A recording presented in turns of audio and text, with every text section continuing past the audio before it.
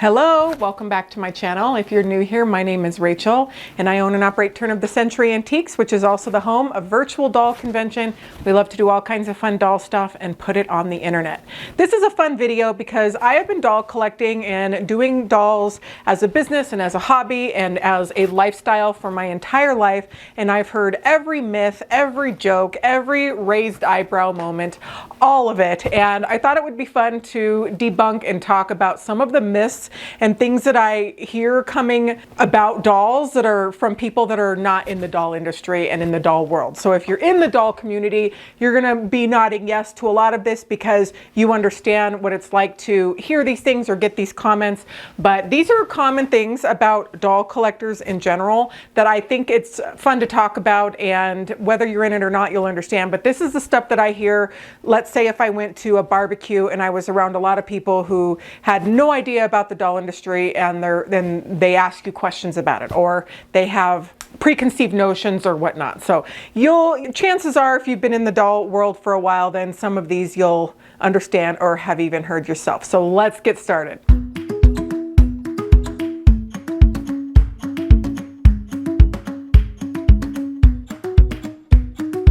The first one is that doll collecting is just for little girls, and honestly, we know that's not true. Dolls are for anybody that feels joy when they hold it in their hand. That is truly what dolls are for and who they are for. Any human being that wants to enjoy them and have a world of doll collecting, that's who they're for. So in the doll community, we know that our doll community and world and the people who create them and make them and collect them are comprised of all different walks of life, all different types of people, every single thing you can possibly imagine. So girls, boys, men, women, straight, gay, everybody, literally every type of person that exists in this world I have met that is a doll collector at some point. So having been doing this my entire life, truly growing up as a very young child, as the child of a mother who owned a doll shop, spending my days here, going to doll conventions my entire life, truly I have met everybody in the doll community. And we serve and chat with people that are from a very young age to little children that love dolls, all the way up to, I have a customer on our subscription that is 103 years old.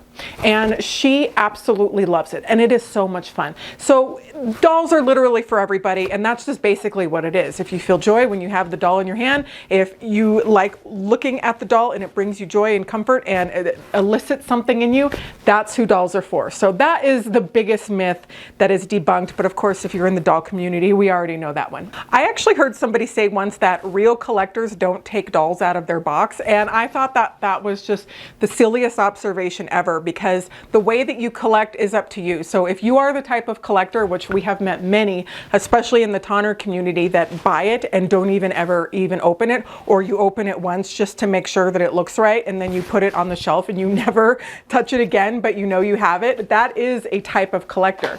Now, there are all kinds of collectors out there, from people that do modern collecting to vintage to antique, and we all do it different ways. But when somebody said that to me, that true collectors leave things in their box, I honestly could not believe that, because that somebody would think that. But it was just an interesting observation. But the way that you want to collect and enjoy dolls is, and I'll mention this several times in this video, but it is so entirely unique to you.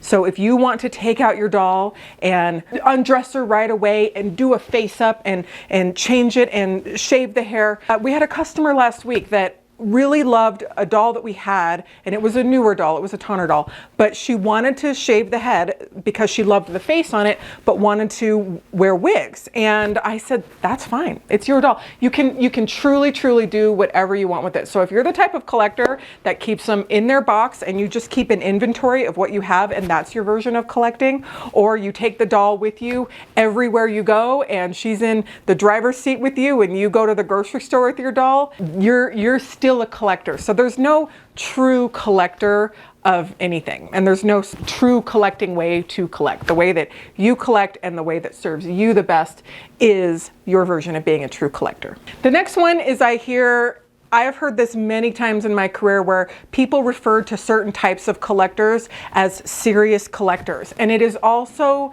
usually put into the context of a serious collector being somebody that collects really expensive things or really, really old antique things and has a pared down collection and a museum type collection. Like that would be like a serious collector.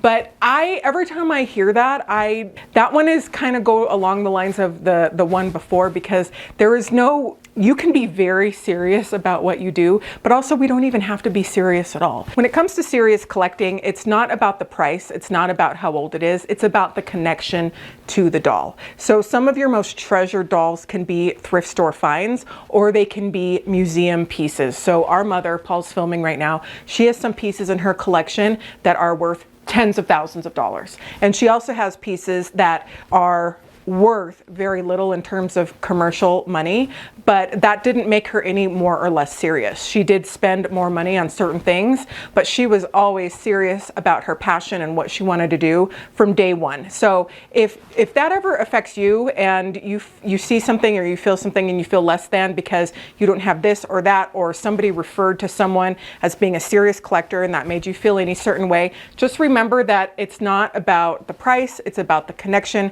and how it feels in your life. So I think we're all serious collectors if we do this as a hobby and we are enjoying our collection and we are learning and we are growing within that. That's pretty serious to me. So I'm supporting you all the way. Another one that I hear quite often is that doll collecting is a dying hobby. And yes, a lot of the collectors from the generation of the last 20 years, last 30 years, a lot of those people are what they call aging out or passing away, going to heaven. Their collections are now going into the hands of other collectors. Yes, I have seen prices ebb and flow, but when have prices not ebbed and flowed, is in my opinion. And also, every time we show something or present something, there is a lot of interest. And I am still seeing companies like Theriault's Auction House and a lot of the other auction houses that are doing auctions right now getting major prices for things. And that's just not just Barbie or things that are popular right now, but currently I look at auction catalogs, I look at what's going on. There is so much interest in this hobby.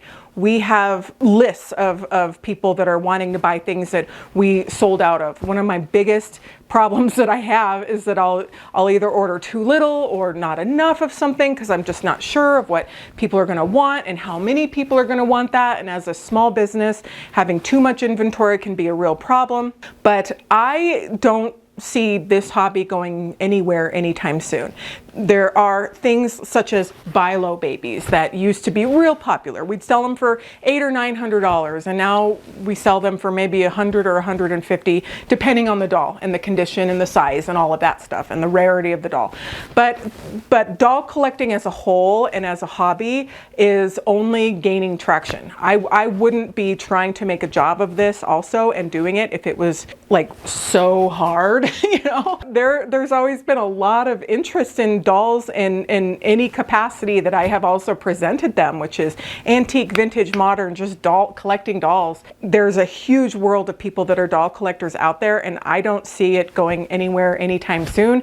Yes, prices will fluctuate. Yes, a lot of the people that were big collectors and had major collections in the 70s and 80s, yes, they are now passing on and their collections are going to other people. But when has life not been like that? That's how I've seen it. And as a person that's been in this industry for now almost 40 years, I've seen a lot of changing things. But when a doll comes on the Antiques Roadshow, that's always one of the most popular episodes with our wonderful Billy Harris. And now Bridget has also joined the cast, which is super fun. So that's not what I see. I see that it is a very fun hobby to be in. It's a really fun business to be in if you do it right. We have to work extremely hard to get the business we do. Nothing has been handed to us at all. It's fun and it's very, very, very active. One of the pushbacks that some people get is that dolls are a waste of money, and they hear that from people in their community that don't understand, people in their household that don't understand, or especially I hear it from some of the husbands of actually people that are some of our customers, which it happens. But you know what? Dolls are a hobby, and that is just like spending money on anything that is your hobby. So I don't hear it as often of people that have expensive hobbies such as golfing or fishing. It can be an expensive hobby depending on the equipment you use and if you have a boat and all the stuff that you do.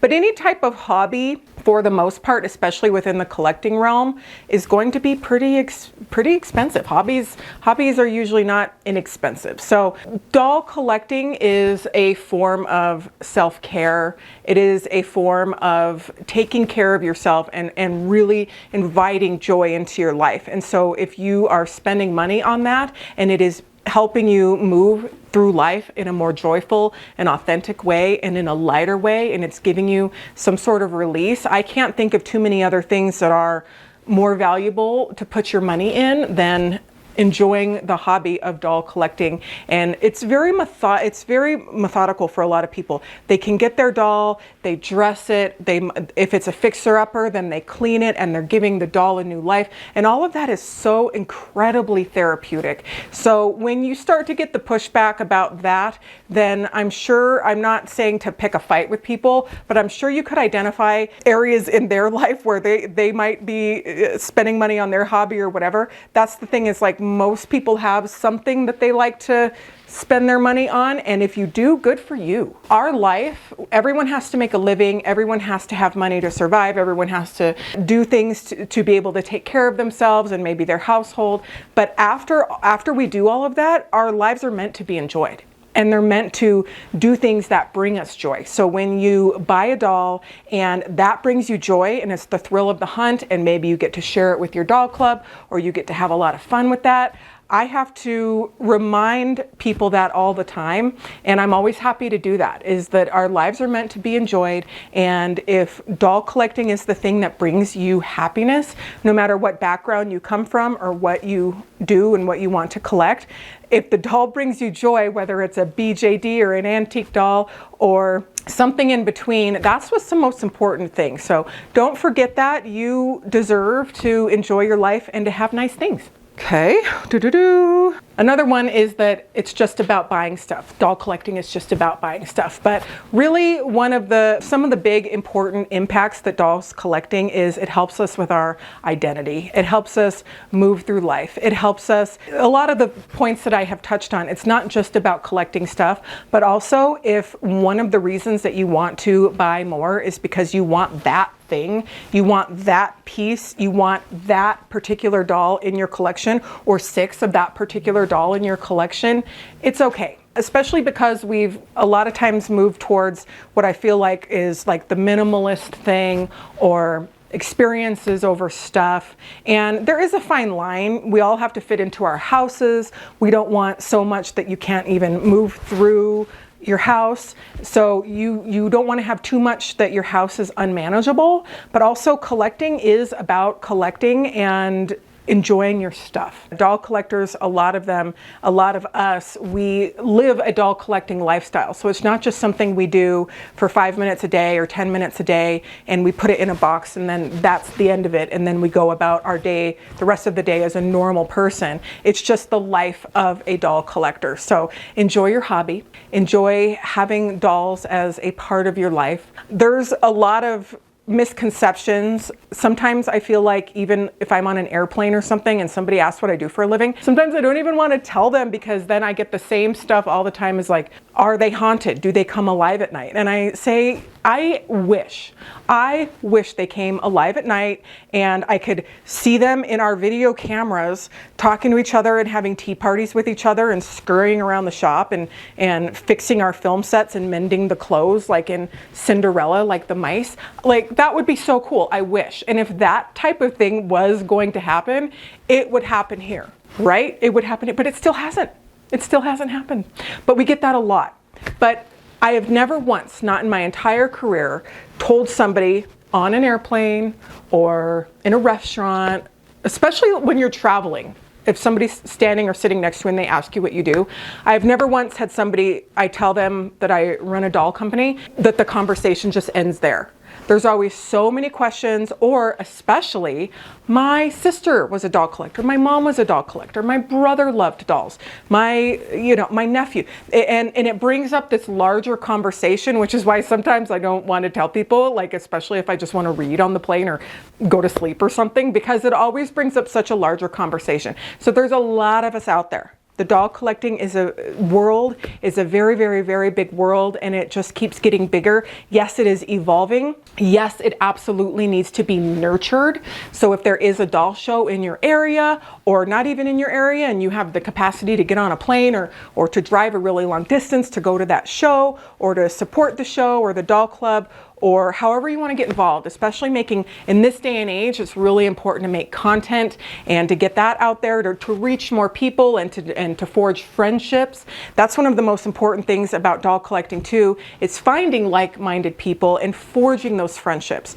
Doll collecting, if you are not in a community that has a lot of people, or in a doll club, or you've somehow been connected, it can feel isolating sometimes. And that's why the internet is so important in how we do it now. It's not just through magazines anymore. It's not through like mail order or pen pals, which I love that kind of thing. I really do. But I knew that in order for my company to survive, that we needed to start putting a lot of stuff just out on the internet for anybody to access and to be a part of if they wanted to. So we're always working and refining on that and trying to figure out new ways to present it and to create new content that I feel like is interesting and fun for the doll community.